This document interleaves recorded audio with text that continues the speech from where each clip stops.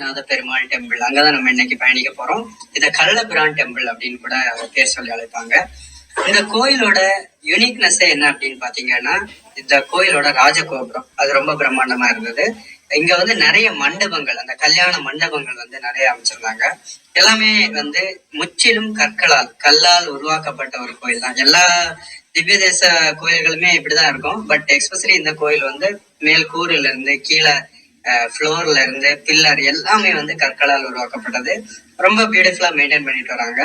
கோயிலோட கோபுரம் அப்படிங்கிறது வந்து 110 அடி, அந்த அவ்வளவு உயரம் உள்ள ஒரு ராஜகோபுரம். இந்த நவ திருப்பதியில இந்த கோயில்ல தான் ராஜகோபுரம் அப்படிங்கிறது வந்து கொஞ்சம் பிரம்மாண்டமா இருக்கும். வேற எல்லா கோயில்கள்லயுமே பிளாட்டா இருக்க மாதிரி உள்ள என்ட்ரன்ஸ் இருக்கும். ஒரு சில கோயில்கள்ல மட்டும்தான் ராஜகோபுரம் இருக்கும். இந்த கோயில்ல வந்து நிறைய கல் மண்டபங்கள், நீங்க உள்ள போனீங்க அப்படின்னா இதான் என்ட்ரன்ஸ். நம்ம உள்ள போகும்போது லெப்ட் சைடு ரைட் சைடு 2 பக்கமுமே வந்து நிறைய மண்டபங்கள் இருக்கு. உள்ள வந்து அவ்வளவு ஒரு பிரம்மாண்டமா இருந்தது கோயில். எங்க பார்த்தாலும் வந்து கல்லால் செதுக்கப்பட்ட சிற்பங்கள், அந்த மாதிரி கல்வெட்டுகள், கோயில் தூண் எல்லாமே வந்து பிரமிப்பு ஆயிக்கும் உங்களுக்கு. நிஜமாவே நீங்க உள்ள போனீங்க அப்படின்னா அந்த ஃபீல் உங்களுக்கு இருக்கும். ஸோ இது உள்ள இருந்து நீங்க அந்த ராஜகோபுரத்தை வியூ பண்ணா எப்படி இருக்கும் அப்படின்றதுதான். பெருமாள் வந்து ரொம்ப பிரம்மாண்டமா இல்லாட்டாலும் சில கோயில்கள்ல வந்து உள்ள பெருமாள் அப்படின்ற சிலை வந்து ரொம்ப பிரம்மாண்டமா வச்சிருப்பாங்க. ஸோ இந்த ஸ்ரீ வைகுண்டத்துல உங்களுக்கு அந்த அளவு பிரம்மாண்டமா இருக்காது, கொஞ்சம் சின்னதா உள்ள ஒரு சிலை தான் வந்து நீங்க இங்க உள்ள பார்க்க முடியும். பட் ஓவரால் வந்து கோயில் வந்து ரொம்ப பெருசா பிரம்மாண்டமா வச்சிருந்தாங்க. 17th செஞ்சுரியில தான் வந்து இந்த ராஜகோபுரம் அப்படிங்கிறது வந்து இங்க அமைச்சிருக்காங்க. இந்த பில்லர் எல்லாம் வந்து சின்ன சின்ன நுட்பமா வந்து வடிவமைச்சிருக்காங்க. நீங்க பாத்தீங்கன்னா தெரியும், ரொம்ப அழகா இருந்தது. நீங்க வந்து இந்த கோயிலை வந்து நீங்க சுத்தி பார்த்துட்டு வரும்போது லெப்ட் சைட்ல இருக்க ஒரு யாழி மண்டபம், அதை மட்டும் கண்டிப்பா மிஸ் பண்ணிடுறாங்க. இது வந்து நம்ம போகும்போது லெப்ட் சைட்ல இருக்க ஒரு மண்டபம். நீங்க இதை முடிச்சுட்டு நம்ம கோயில் எல்லாம் உள்ள போய் சுத்தி பார்த்துட்டு நம்ம வெளியே வரும்போது இந்த லெப்ட் சைட்ல அந்த ஒரு யாழி மண்டபம் இருக்கு. அதை வந்து மிஸ் பண்ணிடாதீங்க. அவ்வளோ பிரம்மாண்டமா அந்த யாழி மண்டபம் இதுதான் ஆக்சுவலி. நம்ம அப்படியே வரும்போது லெப்ட் சைட்ல இருக்கு. முன்னாடி இருக்க 4 சிலைகள் ரொம்ப பிரம்மாண்டமா கல்ல செதுக்கியிருந்தாங்க. உள்ள போனீங்க அப்படின்னா வந்து 2 பக்கமும் வந்து யாழி சிலை, அந்த பில்லரே வந்து அவ்வளவு பிரம்மாண்டமா இருந்தது. எனக்கு வந்து ஓவரால் இந்த ஸ்ரீ வைகுண்டத்துல நம்ம எல்லாமே நல்லா இருந்தது, இல்லைன்னு சொல்ல. பட் எல்லாம் சுத்தி பார்த்துட்டு வந்து இந்த மண்டபம் அப்படிங்கிறது வந்து எனக்கு ரொம்ப பிடிச்சிருந்தது.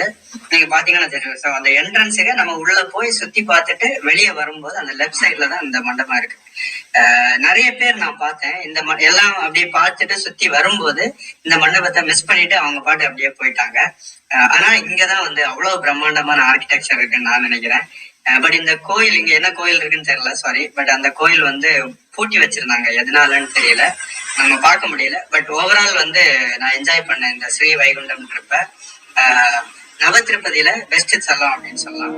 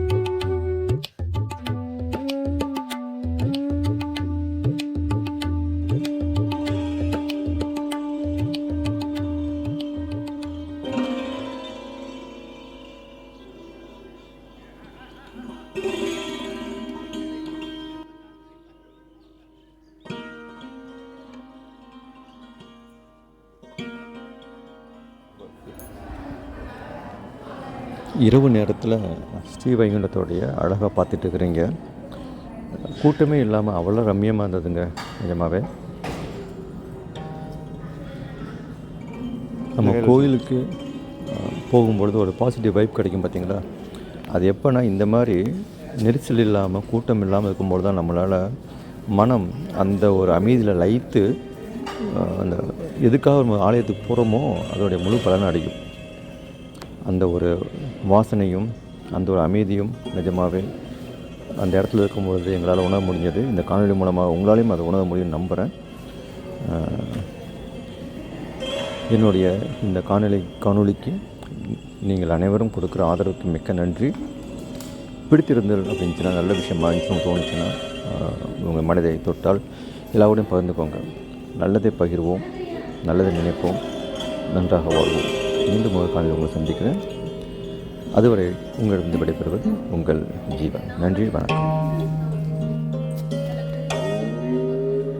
இந்த தூணின் அற்புதங்கள், வேலைப்பாடுகள் ரொம்ப அற்புதமாக இருக்குங்க.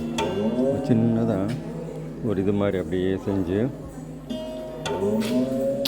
அந்த காலத்தில் எவ்வளோ அழகான கலைநயத்தோடு கோயிலை படைச்சிருக்கிறாங்க. வைகுண்டநாதர் கோயிலோட ராஜகோபுரம் கம்பீரமாக அதோட காட்சி சொல்ல வார்த்தை இல்லைங்க. வேற லெவல்.